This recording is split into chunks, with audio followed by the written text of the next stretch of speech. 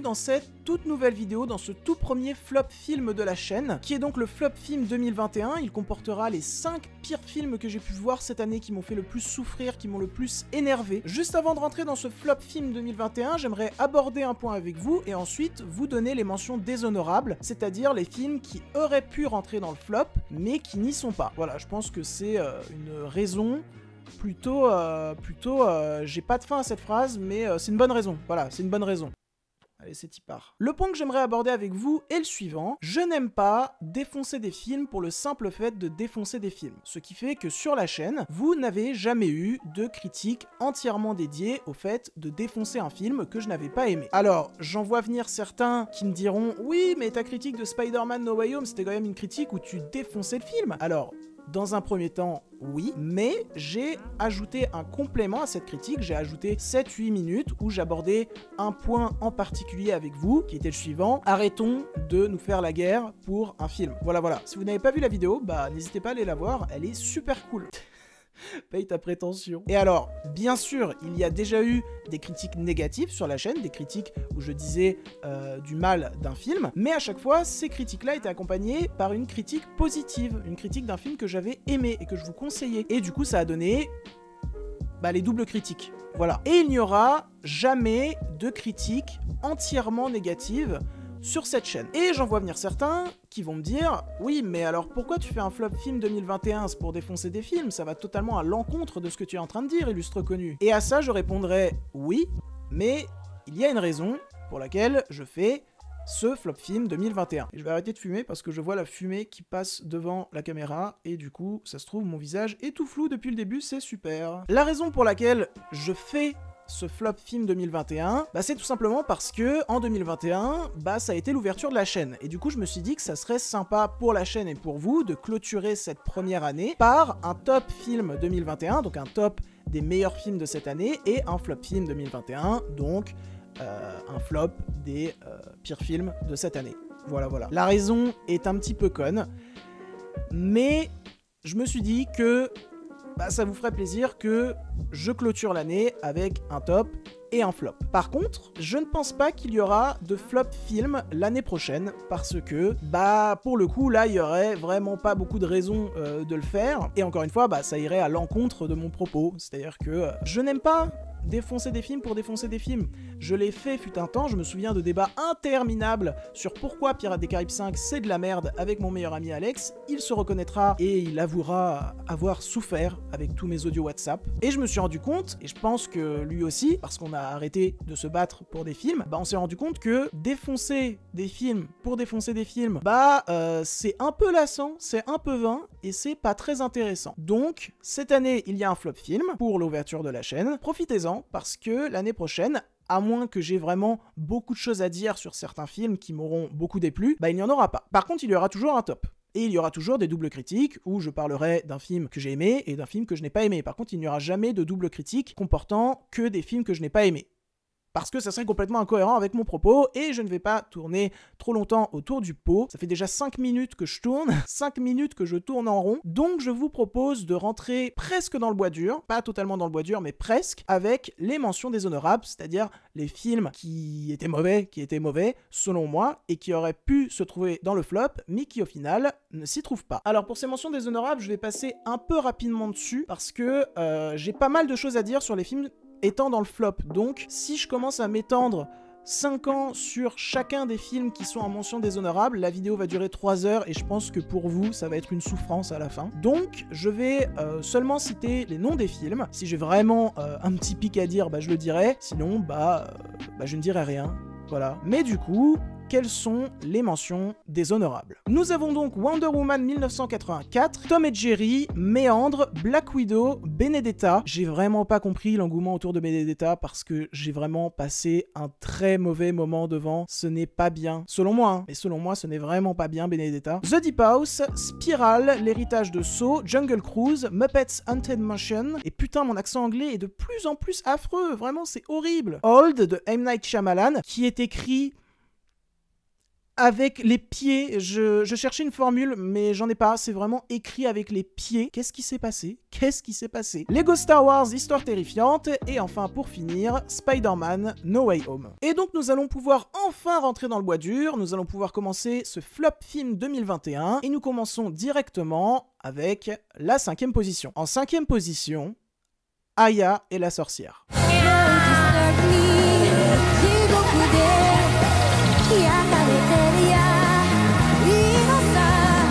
Aya et la sorcière, qui est un film qui m'intriguait. C'est-à-dire que quand le projet a été annoncé, quand il a été annoncé que le studio Ghibli allait faire un film d'animation en 3D, bah j'étais grave chaud, vu tous les chefs-d'œuvre qui nous ont pondus au fil des années. Je pense notamment à Le Voyage de Chihiro, Princesse Mononoke, Le Château Ambulant, ou encore Ponyo sur la falaise. Ponyo sur la falaise, c'est trop bien. Et donc, j'étais grave chaud. Pourquoi j'étais grave chaud? Parce que le studio Ghibli n'est autre que l'un de mes studios d'animation préférés. Je pense que je suis pas le seul dans ce cas-là, mais le fait est que c'est l'un de mes studios d'animation préférés parce que je trouve que à chaque fois leurs animations sont folles, je trouve que leur univers, leur histoire, leurs personnages sont ultra riches et vraiment, il y a pas mal des films du studio Ghibli qui sont dans mon top 100 de mes films préférés. Et donc j'étais hypé. Puis est sortie la première bande-annonce. Et alors là, je pense qu'on a à peu près tous grincé des dents parce que vraiment, l'animation était moche. Elle était vraiment moche. Mais je n'ai pas perdu espoir parce que le studio Ghibli, c'est pas seulement de l'animation. Bon, c'est un studio d'animation.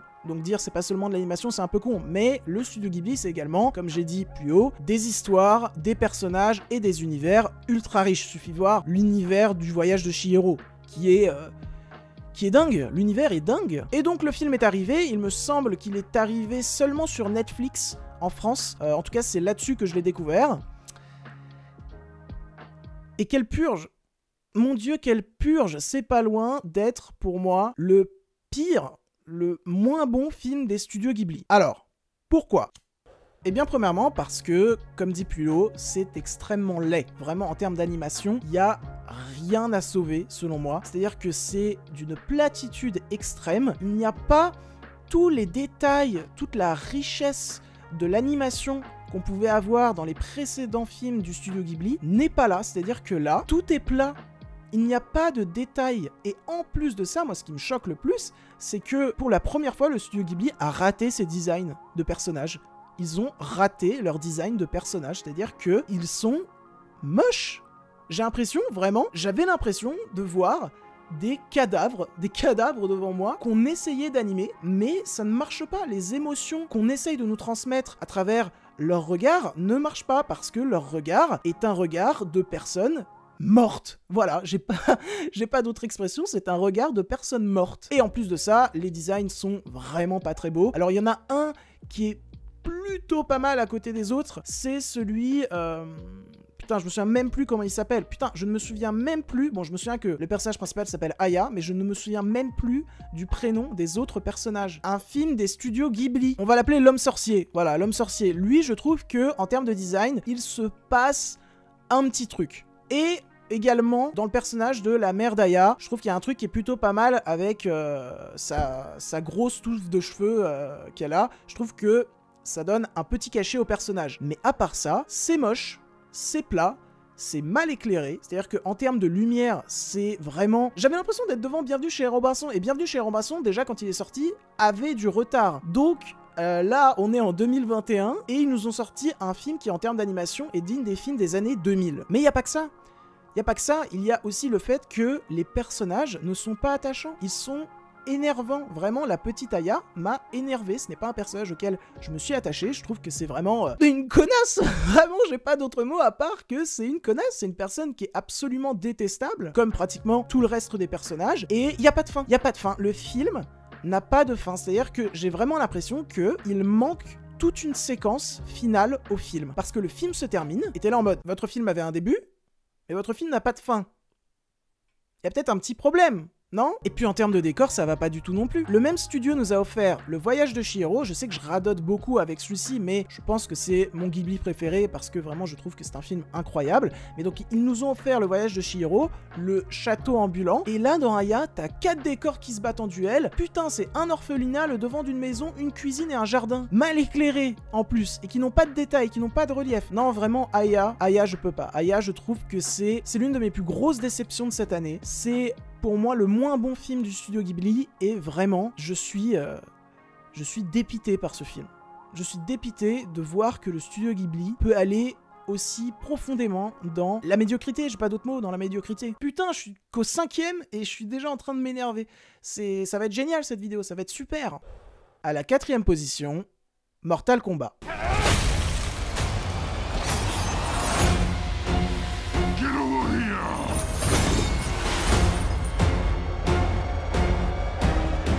Mortal Kombat est également un film qui m'intriguait. Alors, je l'ai déjà dit sur cette chaîne, je suis une bille en jeux vidéo. C'est-à-dire que, à part pour jouer un petit peu à GTA 4 et à Assassin's Creed, je n'ai jamais touché une console de ma vie. J'en ai jamais eu chez moi. J'ai toujours joué à des jeux sur PC, comme par exemple Guild Wars 2, WoW, ou Minecraft, ou Team Fortress 2. Voilà, c'est les 4 jeux qui me viennent en tête. Donc vraiment, en jeu vidéo, je suis une bille et je n'avais jamais joué au jeu Mortal Kombat. Par contre, j'ai déjà vu des amis y jouer, on m'en a déjà parlé, et à l'annonce du film, les 2 premiers étant des bouses interstellaires, à l'annonce de ce Mortal Kombat 2021, et bah je suis allé me renseigner sur l'univers, parce que je me suis dit, il y a un truc cool à faire, il y a un truc un peu concon, un peu bébête, mais divertissant à faire, suffit juste qu'ils mettent les bonnes personnes dessus. Et le film étant produit par James Wan, je me suis dit, ah, il y a peut-être un truc cool qui peut arriver avec ce projet. Spoiler, non, c'est horrible Mortal Kombat, c'est horrible parce que déjà, il n'y a pas de metteur en scène. On a mis un yes man sur ce film, mais un yes man qui n'est pas doué en plus. Moi, ce qui me bute, c'est que sur le papier, il y a des décors de malade dans ce film, mais ils n'en font rien parce que le metteur en scène ne sait pas du tout iconiser ses décors, mais il ne sait pas du tout iconiser ses personnages également. Et pourquoi je dis ça? Parce que, en plus d'être foncièrement mal réalisé et mal écrit, c'est-à-dire que le film a une construction, mais c'est même pas bordélique, c'est une construction qui est mauvaise, Le film, en plus de tout ça, nous prend pour des cons. Que ce soit moi, un néophyte de Mortal Kombat, ou les fans de Mortal Kombat, parce que je suis allé parler avec des gros fans de Mortal Kombat qui ont vu le film et qui m'ont dit que c'était une putain de honte, parce que le film te prend pour un con. C'est-à-dire que le film fait de la merde continuellement, mais essaye de te dire, on a mis une petite référence, donc tu devrais être content. Non, et pourquoi j'ai l'impression qu'il y a eu Monster Hunter la même année? Pourquoi toutes les adaptations de jeux vidéo fonctionnent comme ça, au cinéma? J'ai l'impression qu'à chaque fois, ça fonctionne comme ça. Pourquoi on ne peut pas faire de bons films adaptés de jeux vidéo? Je ne comprends pas. S'il y en a un qui est un petit peu à sauver, qui est un film qui est moyen, mais qui est un petit peu à sauver, c'est World of Warcraft, le film, qui, je trouve, nous prend pas pour des cons. Je trouve que c'est un film qui avait une réelle volonté. Manque de peau, c'est assez moyen, mais au moins ils ont tenté cinématographiquement quelque chose. Là, dans Mortal Kombat, il n'y a rien de cinématographique. Même les scènes d'action, Mortal Kombat, les scènes d'action sont ratées, sont mal mises en scène, parce que les personnages ne sont pas bien iconisés, parce que c'est monté avec le cul, comme Monster Hunter. Bon, c'est moins pire que le montage de Monster Hunter, mais, encore une fois, pourquoi les adaptations de jeux vidéo doivent être montées avec le cul? T'as limite l'impression que les mecs font de la merde, mais exprès, ils font de la merde exprès, et qu'ils pensent se rattraper en te mettant quelques petites références aux jeux vidéo. Sauf que non, parce qu'en plus vos références sont mal placées. Elles sont vraiment placées pour « on a mis une référence, tu devrais être content », mais non, mais nique ta... Mortal Kombat est un film mal réalisé. Mortal Kombat est un film mal écrit. Mortal Kombat est un film qui est long. En plus, tu t'ennuies devant parce que le montage est à chier. Mortal Kombat est un film qui te prend pour un con, et donc je suis désolé, film, mais tu n'auras pas ma sympathie, voilà, et tu es encore une fois une réelle déception pour moi. Alors, peut-être que c'était naïf de ma part d'attendre un bon film, hein, voilà, mais le fait est que je l'attendais comme un bon film. Con, divertissant, mais bien. Divertissant, mais bien. Il y a des films qui sont divertissants, qui sont très bien, donc ce que je viens de dire ne veut rien dire, hein. Enfin bref, j'attendais un film qui allait me faire passer un bon moment, qui allait être bien fait, parce que, les gars, il y avait l'opportunité de faire un truc bien. Là, c'est juste que les mecs n'en avaient rien à foutre, ils voulaient juste faire du pognon, et puis c'est tout. Voilà, et du coup ils l'ont fait, et du coup c'est de la merde, et du coup bah j'ai plus envie de parler de ce film. À la 3e position, Space Jam 2, une nouvelle ère.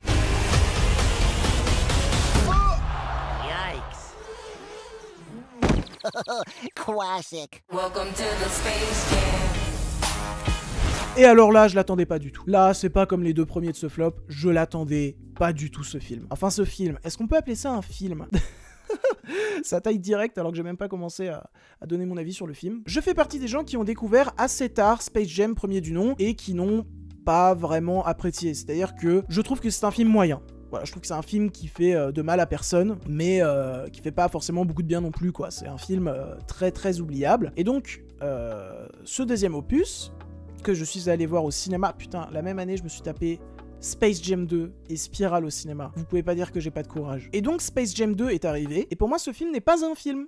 C'est un produit commercial. C'est un film, encore une fois, bah c'est extrêmement mal réalisé. Voilà, tout est basé sur la référence. Mais là où un Ready Player One, qui avait été produit par Warner aussi, il me semble, arrivait à te caler des références et à s'en servir pour raconter quelque chose sur notre époque, bah arriver à en faire quelque chose d'intéressant, Ready Player One est un chef-d'œuvre, ne l'oubliez jamais, et bien Space Jam 2 est l'anti Ready Player One, c'est-à-dire que c'est un film qui passe son temps à te caler des références en plus absolument dégueulasses, c'est-à-dire qu'ils nous ont mis tous les personnages du catalogue Warner, sauf que bah, c'est des cosplays, et des cosplays moches, et du coup bah ça le fait vraiment pas. Ils nous ont mis toutes ces références, ce dégueulis de références, pour rien en faire. Rajoutons à cela que l'histoire est totalement basique, que les acteurs, je suis désolé, mais LeBron joue comme un pied. Vraiment, ce mec ne sait pas jouer, il ne faut pas le prendre en tant qu'acteur, parce que j'ai l'impression que même faire un sourire, ça demande des années d'efforts pour que ça soit convaincant. Mais donc, Space Jam 2 n'est pas un film. Space Jam 2 est un produit commercial qui m'ennuie parce que ça ne raconte rien. C'est juste le jeu de la petite référence là, on va te raconter quelque chose. Oh bah non, tu penses bien qu'on va rien te raconter. Et c'est un film qui m'ennuie parce qu'en plus, il dure 2 heures, je crois. Il dure 2 heures. Au bout d'1 heure, t'as le match de basket qui commence et c'est interminable. C'est interminable parce que en termes de réalisation, il n'y a rien d'intéressant. C'est bourré d'FX absolument atroces. Ça aussi, alors c'est très personnel, mais les Looney Tunes en 3D, si tu veux faire ça, fais-le bien. C'est-à-dire, modélise-les bien et travaille-les bien parce que là, c'est juste dégueulasse. Comme tous les autres effets spéciaux du film. Et puis ce pauvre Don Cheadle qui s'est perdu, hein. Très clairement il s'est perdu, là il surjoue, Putain, ils ont réussi à me faire détester Don Cheadle. Putain, Warner, vous avez réussi à sortir dans la même année Space Jam 2 et Matrix 4. Qu'est-ce qui se passe? Qu'est-ce qui se passe? Non, vraiment, je l'avais dit sur Twitter à l'époque, j'avais fait une petite critique, c'est la déchetterie de tout ce qui va pas à Hollywood, et j'espère que ce film finira à la déchetterie, et qu'on l'oubliera. Et j'espère qu'il n'y aura pas de Space Jam 3 qui sera pareil que Space Jam 2, quoi. Parce que vraiment, Space Jam 2, dépression. Dépression, voilà. Putain, il en reste encore 2. Ça va être super. À la 2e position, Venom 2. Betty, you feel like home to me. Like family.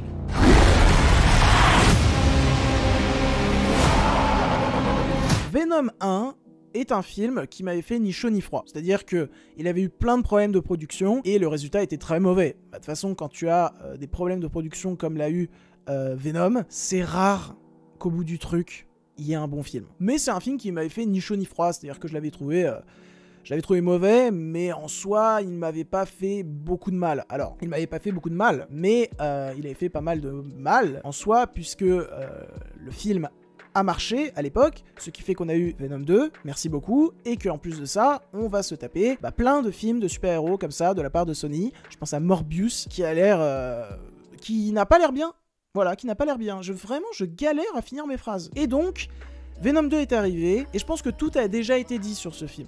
C'est-à-dire que, oui, c'est extrêmement mal réalisé. Oui, c'est extrêmement mal photographié.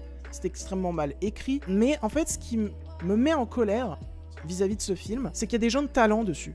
C'est-à-dire que sur Venom 1, à part Tom Hardy et Riz Ahmed, il n'y avait pas vraiment beaucoup de gens que je considère comme très talentueux. Mais là, à la réa, ils sont allés chercher Andy Serkis. Andy Serkis qui a quand même été réal de seconde équipe sur Le Hobbit, qui a réalisé le film Mowgli, qui est sur Netflix, qui n'est pas un film exempt de défauts, mais qui comporte plein de choses intéressantes, donc je vous invite à le voir. Et donc Andy Serkis, bah, c'est pas le dernier des branquignoles, c'est quand même quelqu'un qui sait réaliser. On l'a vu avec Mowgli. Et alors là, j'ai l'impression que ils sont arrivés sur le tournage et qu'ils n'avaient rien fait en amont. J'ai l'impression que Andy Serkis, il est arrivé sur le tournage. Je suis Andy Serkis. Bon, on fait comment la scène? Bon, bah, on l'a fait comme ça? Non, on l'a fait comme ça. Et oh, on l'a fait comme ça. J'ai vraiment l'impression que ça s'est passé comme ça parce que en termes de réalisation, c'est pas que c'est fade, c'est que c'est mal réalisé, c'est mal découpé, et puis c'est moche, alors que, encore une fois, pour la photographie, ils sont allés chercher quelqu'un de talent, ils sont allés chercher Richard Richardson, qui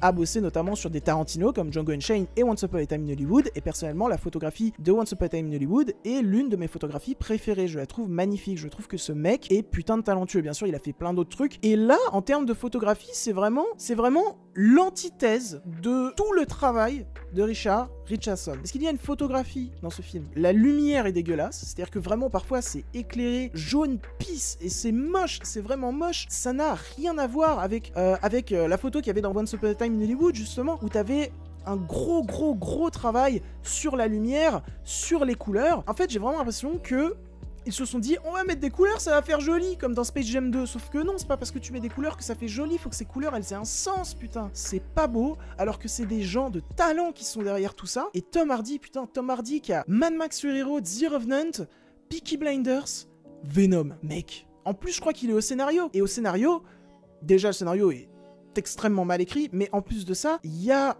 des choses absolument dégueulasses. Je pense notamment à cette scène où Venom est dans une boîte de nuit. Le premier truc qu'il va dire, c'est « Oh putain, tous ces tarés, ça me plaît et tout, machin. » T'es en mode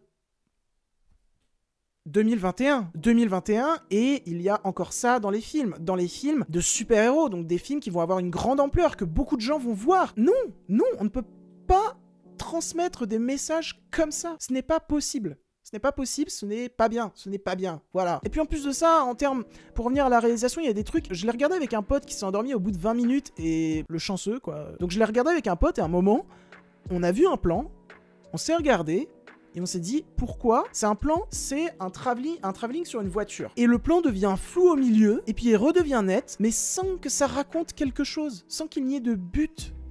Et du coup, je me dis que c'est une erreur de tournage. La caméra a eu un problème et ils s'en sont battus les couilles. En fait, j'ai vraiment cette impression, que ce soit avec Mortal Kombat ou avec Venom 2, je trouve Venom 2 pire que Mortal Kombat. J'ai vraiment l'impression que, je suis sûr que c'est ça, qu'ils se sont dit, oh les gars, venez, on fait de la merde, et on fait de la merde jusqu'au bout. Et on va, en plus de ça, manquer de respect. Bah, va te faire foutre, c'est détestable comme film. Maintenant, du coup, le MCU a récupéré... Enfin, ils ont pas récupéré le Venom de Tom Hardy, tant mieux, d'ailleurs, parce que Tom Hardy, putain, c'est une tannée, vraiment, mec... tu jouais tellement bien dans The Revenant, et putain, maintenant tu joues Venom. Donc, dans le MCU, ils ont récupéré le symbiote, donc on va peut-être avoir un meilleur Venom. MCU ne veut pas dire... de bonnes choses, voilà. Mais donc j'espère qu'on aura un meilleur Venom et qu'on va mettre celui-là au placard. En fait, tout ce que les films Venom représentent à Hollywood actuellement pue la merde. Mais vraiment, j'ai pas d'autre terme. Il faut pas que ça marche. Il faut pas que ça marche ce genre de choses. Parce que, cinématographiquement parlant, il n'y a rien. Et alors, quand il y a quelque chose, c'est des messages absolument dégueulasses. Donc, non. Non. Voilà. Et nous allons passer maintenant à la première position. Et j'ai pas du tout envie de parler de ce film, mais bah, je vais quand même en parler. À la première position, 8 rues de l'humanité. Non, attends, je ne pas. C'est le Covid.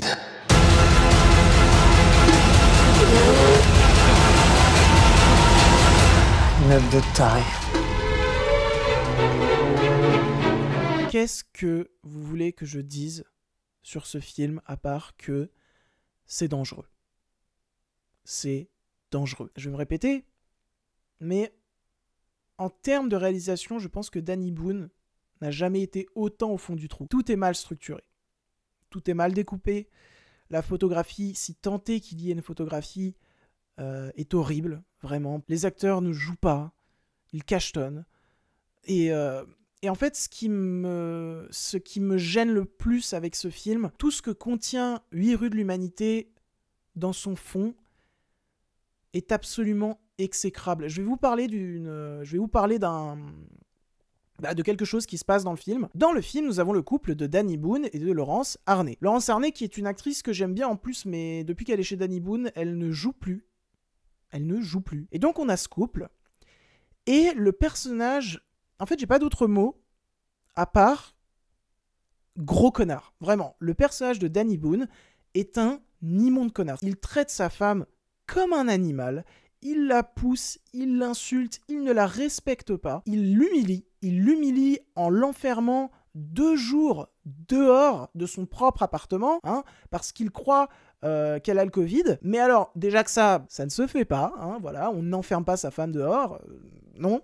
Donc déjà qu'il l'enferme, en plus de ça, il fait le malin en mode « hé, c'est moi qui ai le pouvoir maintenant, c'est moi qui ai l'appart et tu rentreras pas tant que je l'ai pas décidé, parce que c'est moi le boss, parce que c'est moi le gros fils de pute. » Je spoil, hein, je suis désolé, je spoil, mais j'en ai plus rien à foutre. Et donc, le personnage de Laurence Arnay embrasse le personnage de François Damiens. Et là, alors ça fait longtemps que je l'ai vu du coup, et j'ai pas trop envie de m'en souvenir. Je pense que si j'avais encore des souvenirs de 8 rues de l'Humanité, bah je serais allé chez la psy tous les jours. Et du coup, suite à cela, le personnage de Danny Boone va lui faire une scène, va l'engueuler, je sais plus trop, et il va la traiter comme un animal, quoi. Il va garder son rôle de mâle dominant connard. Et à un moment, les deux personnages sont amenés à s'excuser. Et le personnage qui doit s'excuser en premier est le personnage de Laurence Arnay. Dans quel monde on vit ? Mec, tu traites ta femme comme un animal. Tu la pousses, tu l'insultes, tu l'enfermes dehors parce que tu crois qu'elle a le Covid. Tu l'humilies en permanence, tu lui dis que ce qu'elle fait, c'est tout le temps de la merde, alors qu'elle veut aider des gens. Elle veut aider des gens, et lui, il dit « Mais non, c'est de la merde ce que tu fais !» Le personnage de Laurence Arnay, c'est un personnage qui est profondément humain. Et lui, il est en mode « Bah, tout ce que tu fais pour que ça aille mieux, bah, c'est de la grosse merde. Et t'es une grosse merde. » C'est clairement ce qu'il lui dit continuellement. Et c'est elle qui doit venir s'excuser en premier. Quoi ? Quoi ? Rajoutons à cela une fin de film absolument dégueulasse. Ça faisait longtemps que j'avais pas vu dans son propos, dans son fond, une fin aussi abjecte. Comment on peut ne pas être en colère et juste déprimé face à cette fin ? Je ne comprends pas. Je comprends pourquoi il a fait ce film, parce qu'il avait besoin de thunes. Il s'est dit, putain, on est en pleine pandémie mondiale, ça serait génial de faire un film dessus. J'aurais plein d'argent. Parce que venez pas me faire croire que Danny Boone a voulu raconter quelque chose avec son film. Non. Ce qu'il voulait, c'était de l'argent. De toute façon, Danny Boone, quand il fait des films, c'est pas pour la passion de l'art. Mais donc, on a un film qui, visuellement, est extrêmement laid, qui est mal réalisé et qui, en plus de ça, est le film le plus abject que j'ai vu depuis longtemps dans son fond. Bah, je suis désolé, mais je ne veux plus jamais revoir cette chose de ma vie. Et en fait, ce qui me met vraiment en colère, c'est que ça se trouve, ce film-là, qui est sorti sur Netflix, bah, il y a des familles, il y a des amis qui l'ont regardé ensemble en se disant « Putain, trop drôle, un film sur le Covid par Danny Boone, putain, ça va être trop drôle !» Qui l'ont regardé, qui ont peut-être kiffé, qui ont peut-être rigolé, qui en sont sortis en se disant « Bah, on a passé un bon moment », et qui l'ont peut-être conseillé à des gens sans se rendre compte du fond absolument abject et de la piètre qualité cinématographique de ce film. Ce film est dangereux. Ce film est dangereux. J'ai conscience que là, en disant tout ça, bah peut-être que ça va vous donner envie d'aller le voir. Mais s'il vous plaît, ne faites pas ça. Ne faites pas ça. Il y a plein de bons films qui sont sortis sur Netflix cette année. Allez voir The Power of the Dog. Voilà. N'allez pas voir 8 rues de l'Humanité, parce qu'en plus ça dure 2 heures, c'est long, c'est chiant, on s'ennuie. S'il vous plaît, vraiment, je vais vous demander un truc. N'allez pas voir ce film. Moi-même, à l'époque, quand je regardais des critiques de gens qui défonçait des films, bah j'avais la curiosité d'aller voir ces films du coup. Mais là c'est pas Mortal Kombat. Mortal Kombat qui est un très très très mauvais film, mais en ça si tu le vois, il n'y a pas forcément de messages horribles dedans. Là, 8 rues de l'Humanité, il y a des messages horribles. Et voir 8 rues de l'Humanité comme je l'ai fait, j'ai été con de le faire. Et je pense que je vais arrêter de regarder les films de Danny Boone, parce que déjà la petite famille, voilà, c'était coriace en termes d'infamie. Et donc s'il vous plaît, n'allez pas voir 8 rues de l'Humanité. Même par curiosité, parce que vous allez vous faire chier. Vous allez vous faire chier, vous n'allez pas aimer, vous allez en ressortir en disant « Bah, c'était nul !» Et donc, bah, qu'est-ce que ça vous apporte ? Ça vous apporte rien. Et j'ai été con de lancer ce film. En pensant que ça allait être pas si méchant que ça. Mais si, en fait. Si. Et du coup, bah, 8 rues de l'Humanité est en flop 1. C'est le pire film que j'ai vu cette année, et je ne souhaite plus jamais revoir ça, parce que dépression. Phew. Bon bah je pense qu'on a terminé du coup. Et du coup c'en est tout pour cette vidéo, c'en est tout pour ce flop film 2021. J'espère qu'il vous aura plu, qu'il vous aura intéressé. Si c'est le cas, n'hésitez pas à liker, commenter, partager. Si vous aimez mon contenu, eh bien n'hésitez pas à vous abonner à la chaîne. Il y a plein d'autres vidéos disponibles sur la chaîne. Je tiens également un compte Twitter, un compte Instagram et un compte Sens Critique qui s'afficheront en description. Je vous dis à tout de suite pour le top film 2021. Et alors là, ça va être plus joyeux. Là, on va être un peu plus heureux parce qu'on va parler de films qui sont très très bien. Des films qu'il faut retenir et qu'il faut voir pour le coup. Je m'en vais côtoyer d'autres univers. Et sur ce, je vous dis salut. Sorry, it's all